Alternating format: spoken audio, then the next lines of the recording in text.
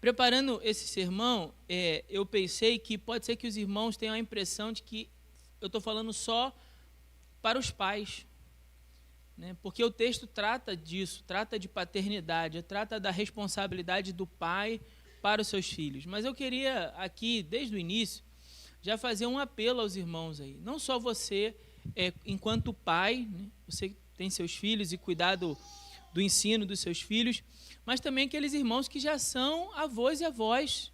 Pensar nos seus netos, enquanto estiver ouvindo isso aqui. Pense nos seus netos. E aí você diz assim, poxa, pastor, mas eu também não sou pai e não tenho netos. Então pense nos seus irmãos menores ou nos seus sobrinhos, né, na sua família. Pense nessa próxima geração que está se formando lá na sua casa, na sua família. E o quanto essa próxima geração precisa aprender sobre o Senhor. Amém? A gente pode fazer esse combinado? Então você não vai só pensar nos seus filhos, mas vai pensar também nos seus netos, vai pensar também nos seus sobrinhos, talvez nos seus irmãos menores, nos seus primos, naqueles menores que precisam ouvir falar sobre o Senhor. Vamos a Deuteronômio, capítulo 6. Você trouxe sua Bíblia, abra por favor, Deuteronômio, capítulo 6. E o título da nossa reflexão aqui nessa manhã e no próximo domingo também será o ensino da palavra de Deus e o futuro das próximas gerações. O ensino da palavra de Deus e o futuro das próximas gerações. Deuteronômio, capítulo 6. À medida que o irmão encontrar, por favor, coloque-se em pé em reverência à palavra do Senhor e ao Deus dessa palavra. Nós vamos ler juntos, nós vamos ler todo o capítulo. Do 1 ao 25, é curtinho. Diz assim a palavra do Senhor: esses são os mandamentos, os estatutos e os preceitos que o Senhor, teu Deus, mandou ensinar-te, a fim de que os cumprisses na terra a qual estás indo para possuir, para que temas o Senhor teu Deus e guarde todos os seus estatutos e mandamentos que hoje te ordeno, tu, teu filho e o filho de teu filho, todos os dias da tua vida, e para que os teus dias se prolonguem. Ó Israel, ouve e tem cuidado de guardá-los, para que vivas bem, te multipliques muito na terra que dá leite e mel, como o Senhor, Deus de teus pais, te prometeu. Ouve, ó Israel, o Senhor nosso Deus é o único Senhor. Amarás o Senhor teu Deus de todo o coração, com toda a tua alma e com todas as tuas forças. E essas palavras que hoje te ordeno estarão no teu coração, e as ensinarás a teus filhos, e delas falarás sentado em casa e andando pelo caminho, ao deitar-te e ao levantar-te. Também as amarrarás como sinal na mão e como fastes na testa, e as escreverás nos batentes da tua casa e nas tuas portas.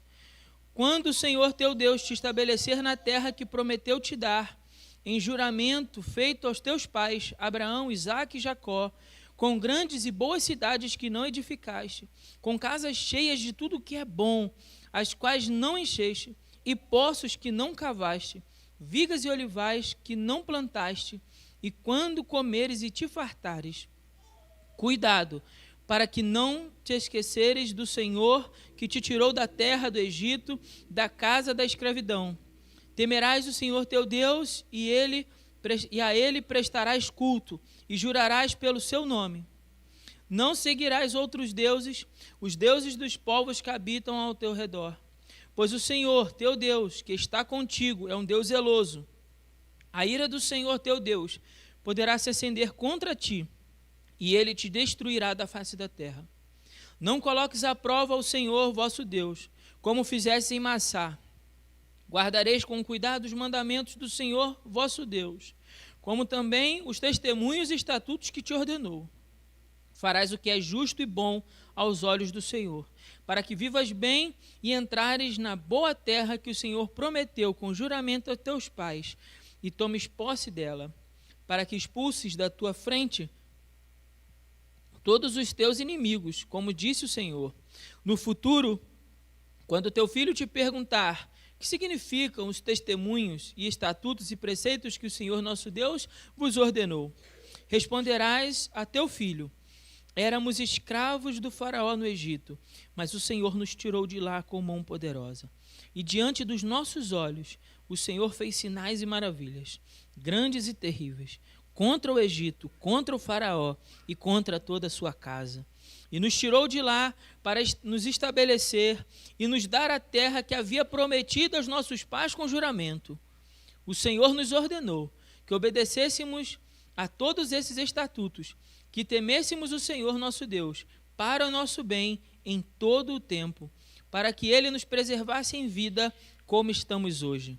Nossa justiça será cumprir com cuidado todos esses mandamentos diante do Senhor nosso Deus, como Ele nos ordenou. Vamos orar, Pai. Muito obrigado, Senhor, por essa Tua palavra. Pedimos no nome santo de Jesus, que Teu Espírito Santo possa iluminar as nossas mentes, a nossa compreensão, para entendermos, ó Pai, a Tua palavra, para conseguirmos, ó Deus, extrair as lições contidas aqui nesse texto. Em nome de Jesus, Senhor, abre os nossos corações para a Tua palavra, é o que nós te pedimos. Em nome de Jesus. Amém. Os irmãos podem se assentar.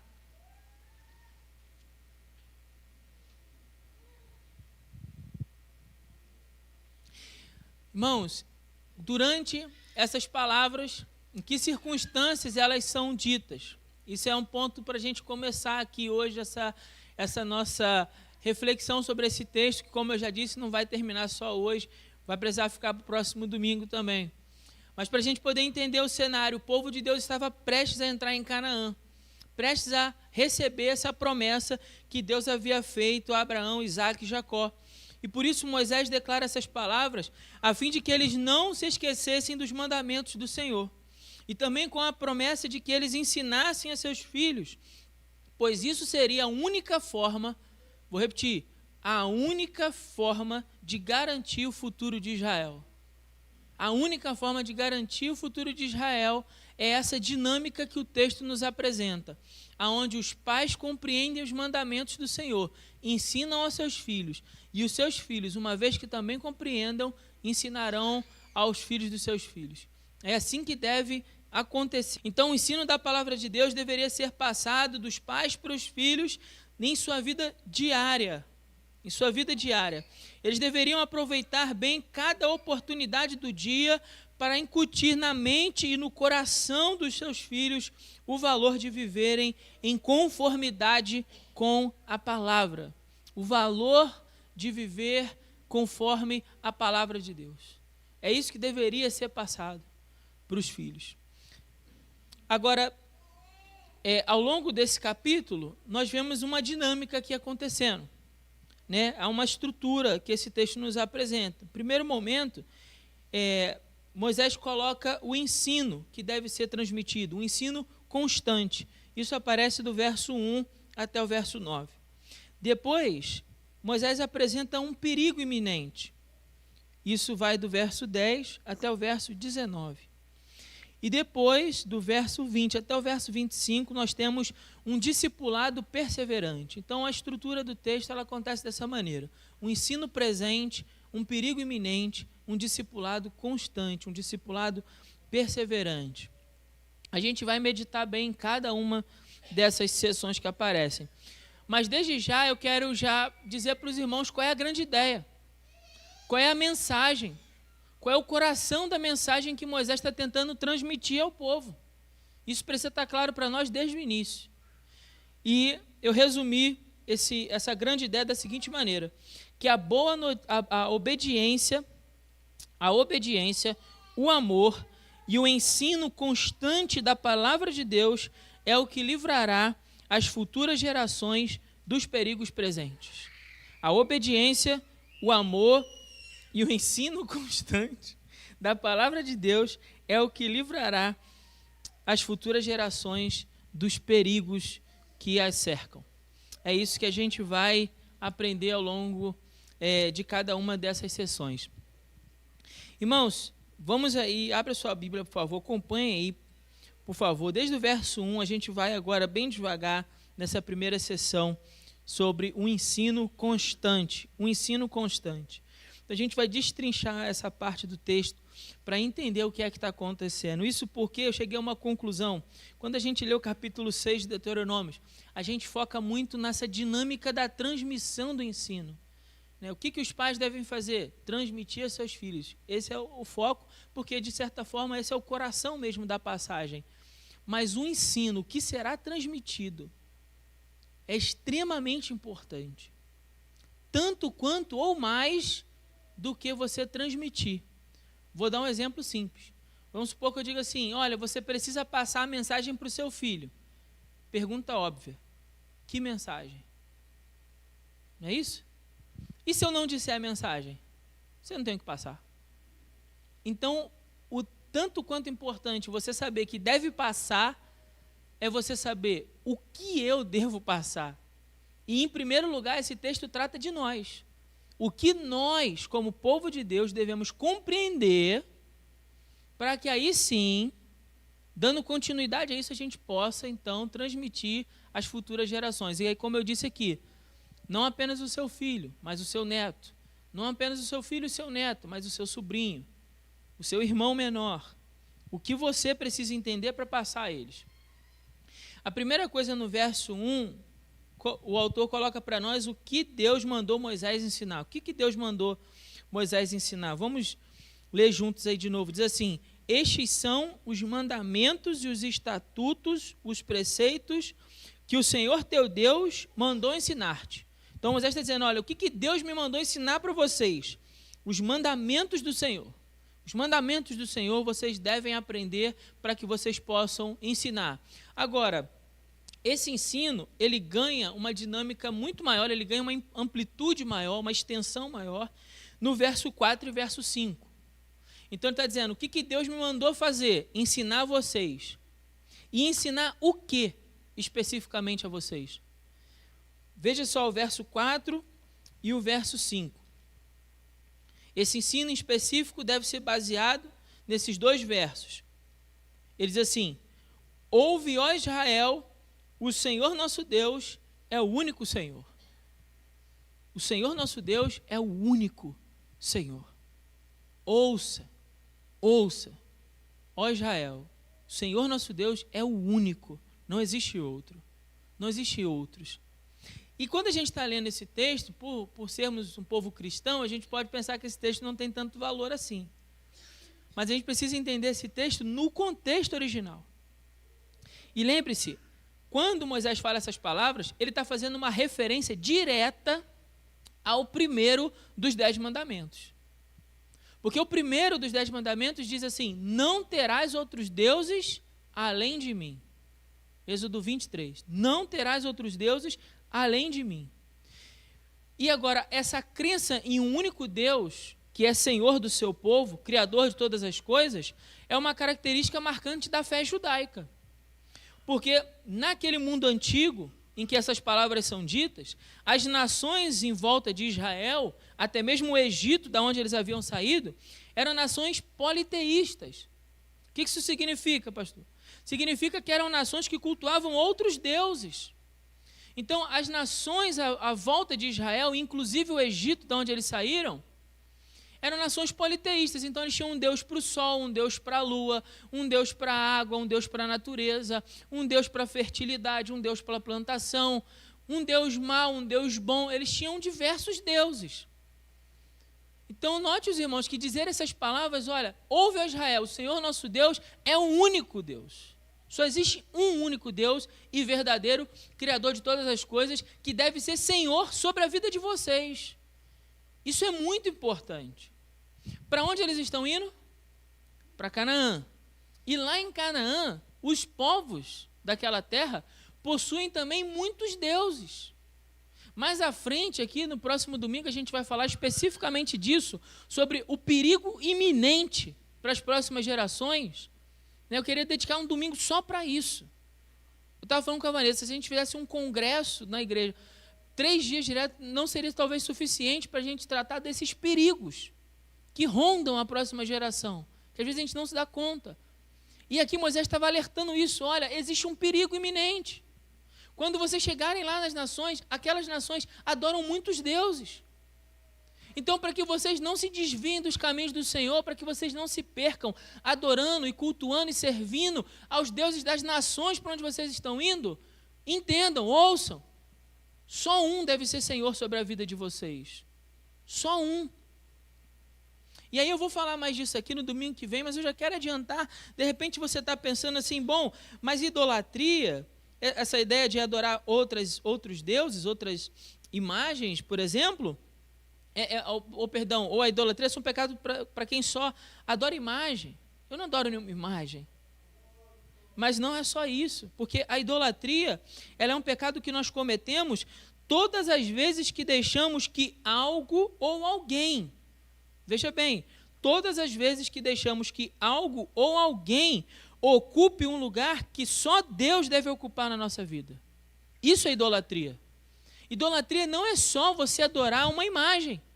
A pessoa que chega lá diante de uma imagem, seja ela qual for, e ela está lá adorando, está lá cultuando aquela imagem, a gente diz, isso é idolatria. Ok, isso é idolatria, isso é uma forma de idolatria. Mas idolatria não vai só até aí, idolatria é algo mais profundo. Por quê? Todas as vezes que eu permito que alguém ocupe esse lugar de Senhor sobre a minha vida, sobre o meu coração, eu me tornei um idólatra. Deu para entender? Amém?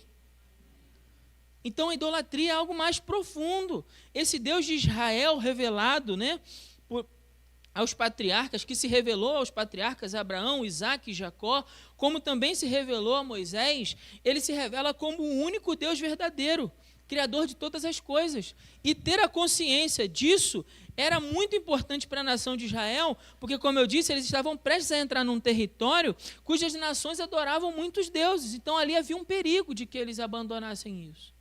Havia um perigo. Assim como há hoje, irmãos. Olha só, a gente vai tratar disso mais profundo, mas só para você ter uma ideia. Você cria o seu filho num ambiente familiar, né? Um ambiente familiar. Só que você cria, ele vai ficar a vida inteira na sua casa? Não. Vai chegar um momento que você vai mandar o seu filho para uma nação estrangeira. Para um povo estranho, para uma terra estranha. Essa terra estranha você pode chamar de faculdade.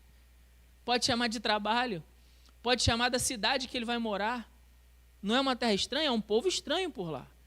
E que deuses esses povos estranhos adoram por lá, hein? Que deuses? Ah, não, lá o pessoal não é idólatra, não. Por que não? Porque não se curvam diante de uma imagem? É só essa forma de idolatria? Percebe o que eu estou dizendo? Percebe o perigo? Estamos mandando a próxima geração para uma nação estrangeira. E lá se adoram outros deuses. Por exemplo, o dinheiro é adorado. O dinheiro é mamon. Que mais? A prostituição é adorada. O prazer, o hedonismo, é uma forma de idolatria. A busca exagerada pelo prazer é um perigo iminente que nos cerca, que jaz às portas. Que mais? O ego. Você pode criar seu filho, e se ele não entender que só Deus é Senhor da vida dele, o ego pode tomar conta, de maneira a ele achar que não precisa de Deus, ele é autossuficiente, ele se basta. Percebe o perigo? Estamos formando a próxima geração nesse ambiente familiar, sem os alertar dos perigos iminentes, quando nós os mandamos para essas nações estrangeiras, para esse povo estranho. E lá se adoram outros deuses, e há uma chance grande de que eles venham a cultuar esses deuses. Se eles não tiverem essa consciência. Agora, essa consciência começa no filho? Não, porque ele está dizendo assim, o Senhor, nosso Deus, me mandou ensinar a vocês. Ele está dizendo, vocês precisam ter essa consciência de que Deus é Senhor da vida de vocês. De que Deus é o único que vocês devem adorar. Então, esse ensino começa em nós. Nós precisamos compreender isso. Que nós cometemos o pecado da idolatria todas as vezes que deixamos que outra coisa ou outro alguém ocupe o lugar que só Deus deve ocupar na nossa vida. E aí ele continua no verso 5 dizendo assim, amarás o Senhor teu Deus de todo o coração. Amarás o Senhor. Veja, Deus nos ordena a amá-lo. E esse não é apenas um mandamento, mas é um convite do Eterno a nós o conhecermos. Por que um convite do Eterno? Porque a própria natureza de Deus é amor. A palavra diz que Deus é amor. E dessa maneira, amar a Deus não é apenas uma tarefa, Não é algo difícil demais, mas é, na verdade, um privilégio. Então, aqui não é apenas um mandamento, mas é um convite do Eterno a desenvolvermos com Ele uma relação pessoal de amor.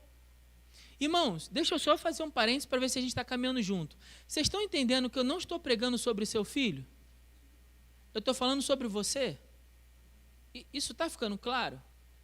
Porque essa passagem tem a ver conosco primeiro. É um ensino para nós. Um ensino que nós precisamos entender. Amarás o Senhor teu Deus. Isso não é para o meu filho. Isso é em primeiro lugar para mim. Eu devo amá-lo. E eu devo entender que amar ao Senhor não é um peso, não é um fardo. Amar a Deus não é um mandamento pesado que eu devo carregar, não. Amar a Deus é um convite, porque a própria natureza de Deus é amor. E esse Deus que é amor, que é rico em amor, que é rico em bondade, que é rico em graça, nos convida a ter uma relação pessoal com Ele. Isso é um mandamento pesado? Não, isso é um privilégio. Isso é uma responsabilidade, um fardo? Não, é um convite maravilhoso da graça. É esse convite que Deus então coloca para o seu povo. Olha, vocês precisam me amar. Porque Deus é egoísta? Não, porque Ele quer que nós entendamos o que é o amor de verdade. Por isso você precisa amar a Deus.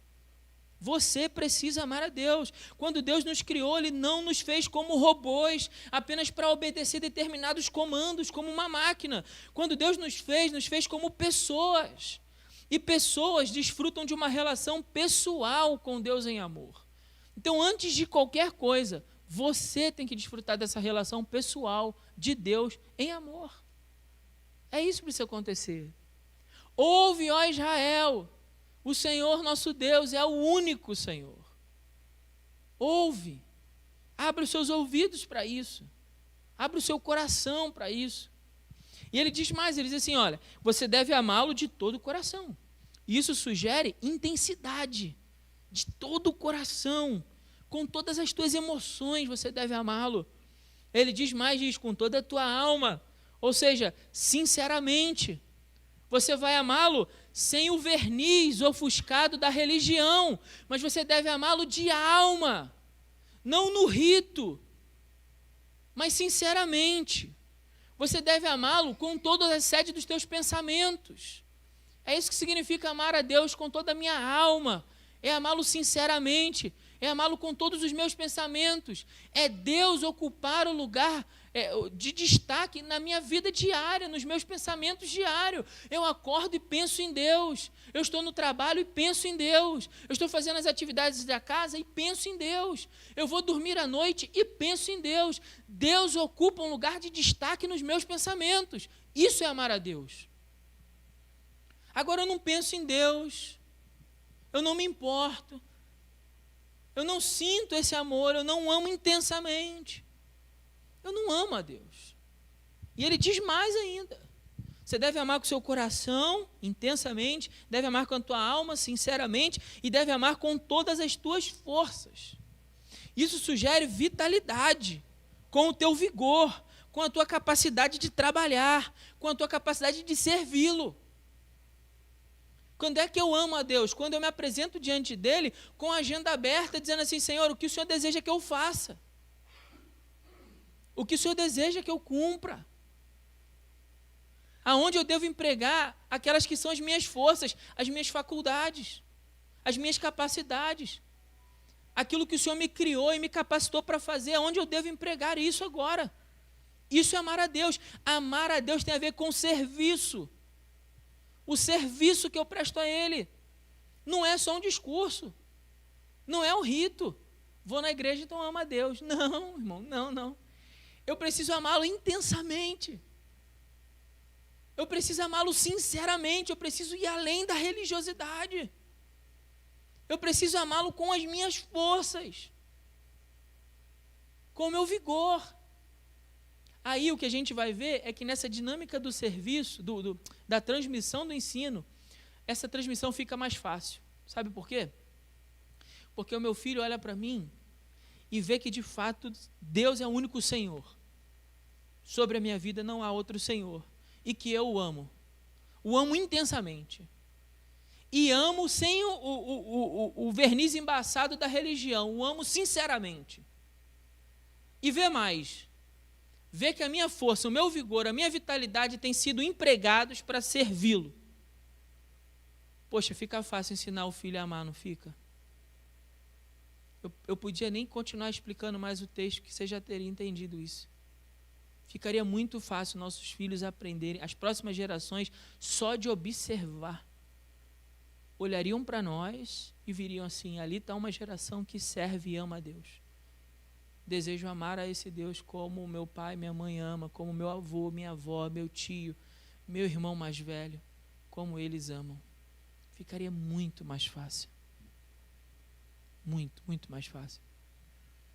Mas esse texto tem ainda muito mais para nos oferecer. Muito mais para nos oferecer. Como eu ainda tenho mais um pouquinho de tempo, a gente já fez um momento ofertório, eu vou avançar com os irmãos um pouco mais na dinâmica desse texto. Primeiro, o ensino que nós devemos aprender. Nós devemos aprender, não eles. Primeiro, esse ensino. Agora, qual é o alvo desse ensino? Volte comigo, por favor, no verso 2. Qual é o alvo? A gente atira uma flecha para acertar no alvo, não é isso? Qual é o alvo? Aonde esse ensino deve chegar? Diz assim, ó, para que temas o Senhor teu Deus e guardes os seus estatutos e mandamentos, que hoje que eu te ordeno, tu, teu filho e o filho de teu filho, todos os dias da tua vida, e para que os teus dias se prolonguem. Então veja, o alvo é não apenas alcançar os meus filhos, o alvo em primeiro lugar é alcançar quem? Tu. Depois, teu filho. E depois, o filho de teu filho. Então, para que o temor do Senhor e a obediência aos seus mandamentos alcançasse você, em primeiro lugar, o seu filho e depois os filhos de teus filhos, os seus netos. Essa terceira geração, então eu, os meus filhos e os filhos dos meus filhos, essa terceira geração é prova de que o ensino foi compreendido. Não é só os meus filhos, mas os filhos de meus filhos, garantindo também esse futuro dessa terceira geração, o que prova que esse ensino de fato foi compreendido. Porque, por exemplo, eu posso dizer que ensinei para o meu filho dizia assim, papai, aprendi. Ok. Mas qual é a prova que ele aprendeu? Quando ele também fizer o quê? Ensinar para o filho dele. Quando meu filho estiver grande, e ele estiver ensinando para o filho dele a andar e amar ao Senhor, andar com o Senhor, temer ao Senhor, de todo o coração, de toda a sua alma, com todas as suas forças, aí eu vou dizer, poxa, fiz o meu trabalho. Fiz o meu trabalho. Na garantia de que isso irá se perpetuar na família. Então, para a garantia do futuro, o único jeito era essa transmissão desse conhecimento até a terceira geração. Verso 3 diz qual é o objetivo desse ensino. O objetivo é o seguinte: ó Israel, ouve e tem cuidado de guardá-los, para que vivas bem, te multipliques, vivas bem, ou seja, tenha uma vida que vale a pena ser vivida. Isso que quer dizer viver bem. Viver bem não é viver cercado de prazeres, mas é viver uma vida na presença de Deus, uma vida cheia da vida de Deus. Isso que quer dizer viver bem. Ou seja, muitas pessoas não estão vivendo porque não guardam os mandamentos do Senhor. A sua vida não é uma boa vida porque ela não possui a vida do Senhor nela. Essa vida de Deus precisa estar na nossa vida. Isso que significa vida eterna. Vou abrir um parênteses aqui. Irmão, vida eterna não é a vida que você vai ter quando você morrer. Isso seria a vida infinita, uma vida que não acaba, entende? A vida eterna é a vida do eterno. E eu recebo da vida eterna não no dia que eu morrer, mas eu recebo no dia que eu reconheço Cristo como meu Senhor e Salvador. É nesse dia que recebi a vida eterna. Então, a vida do eterno já vive dentro de mim, precisa viver dentro de mim, dentro de você, para que ao chegar ao final da sua vida, você olhe para trás e diga assim, vivi bem. Porque a minha vida foi cheia da vida de Deus nela.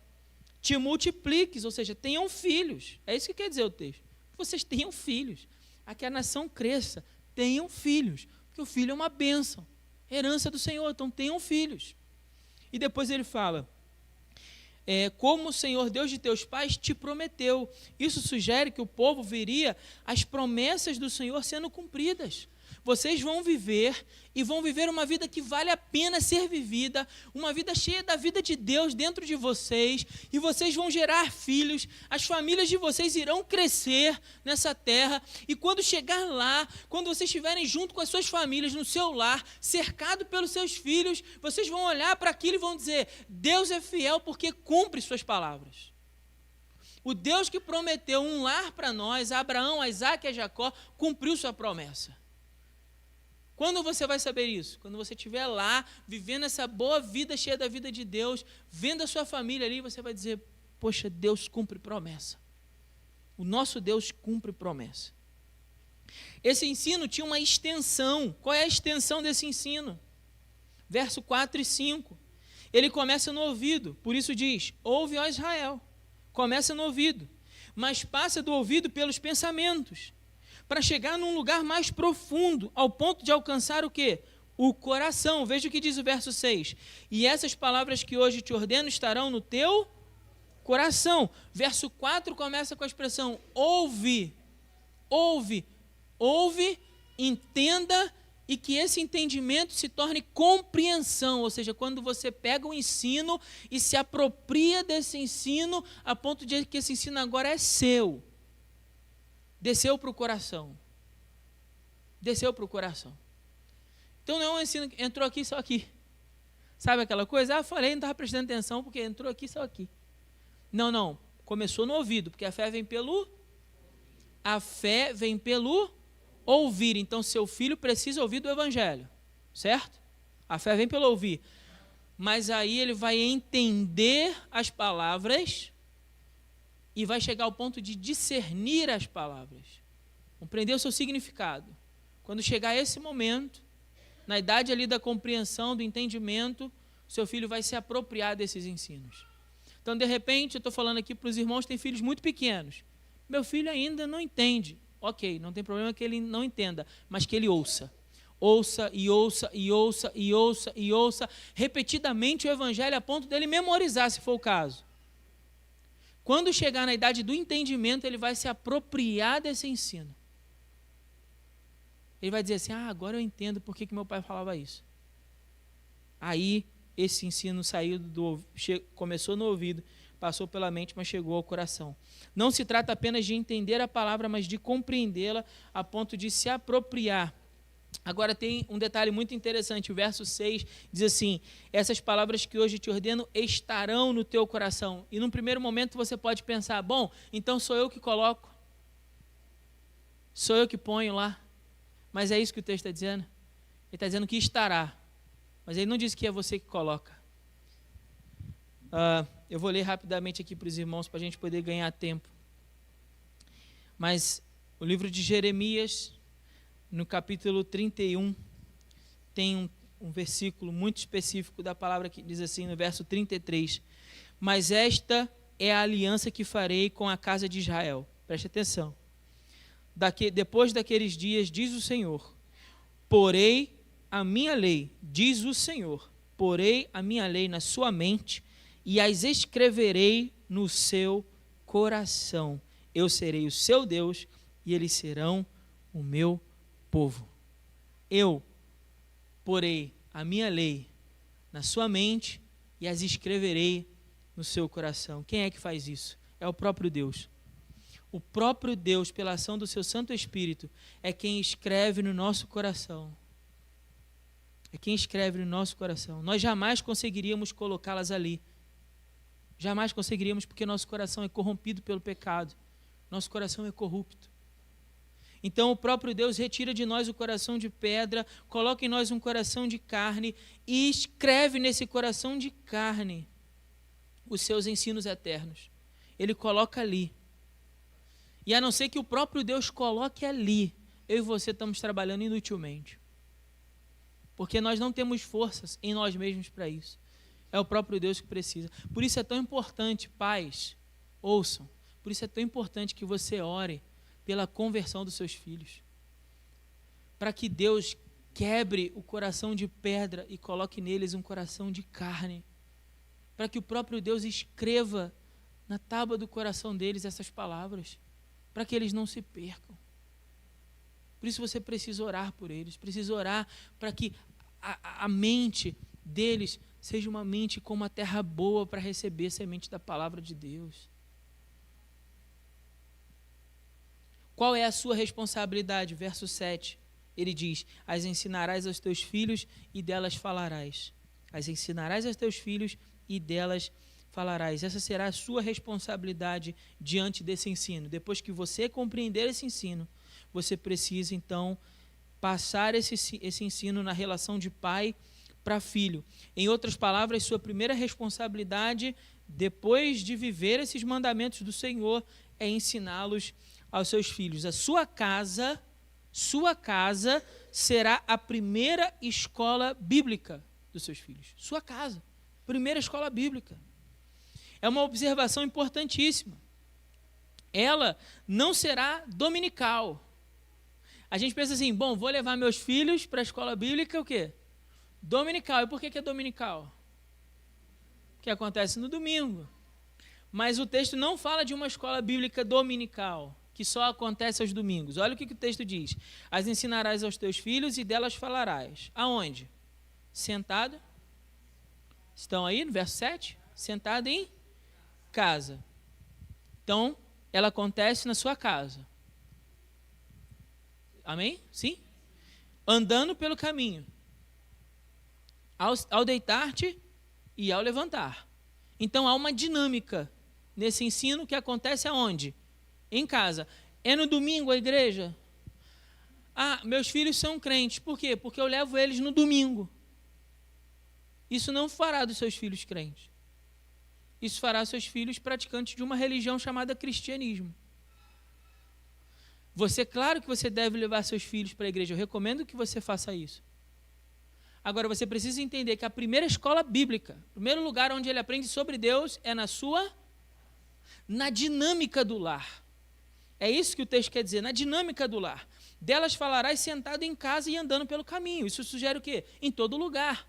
Se vocês estiverem dentro de casa ou vocês estiverem nos seus afazeres durante o dia, andando pelo caminho, fale das palavras de Deus. Depois ele fala, ao deitar-te e ao levantar. Isso sugere o quê? Tempo. Seja de manhã ou seja à noite, em todo tempo. Então fale em todo lugar e fale em todo tempo. E fale o quê? Fale das palavras de Deus. O ensino da palavra de Deus promovido pelos pais para os seus filhos. É isso que está acontecendo. Essa combinação entre educação religiosa e o contexto da vida diária, o contexto da vida familiar, é o que levaria ao sucesso no ensino dos seus filhos. Vou repetir porque isso aqui é muito importante. Eu já estou terminando. É a combinação do ensino religioso, do ensino sobre Deus, com o contexto da vida diária, da vida prática, que faria com que o povo de Israel tivesse sucesso. Então, como é que Moisés pretende garantir o futuro da próxima geração?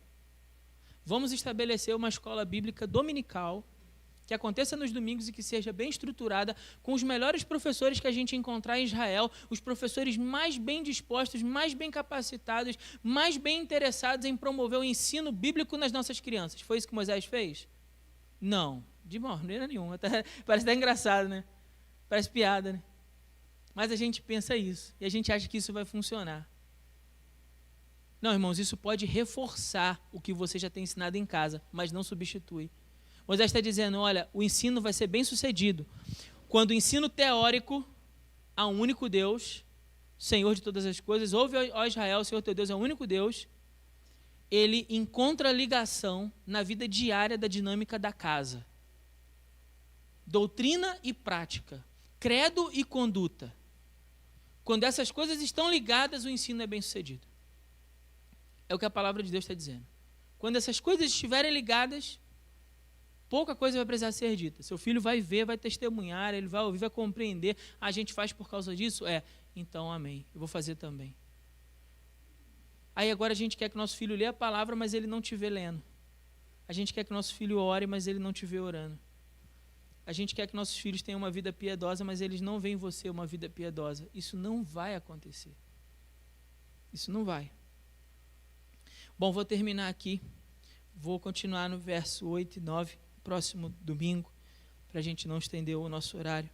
Mas, repito, a nossa grande ideia é a nossa obediência ao Senhor, o nosso amor e o nosso ensino da palavra de Deus é o que levará as futuras gerações, é o que livrará as futuras gerações dos perigos presentes. É a sua obediência, o seu amor, o seu zelo pela palavra que vai garantir o futuro da próxima geração. E quero deixar aqui só uma aplicação, além das que eu já mencionei, só uma que eu quero reforçar com os irmãos hoje.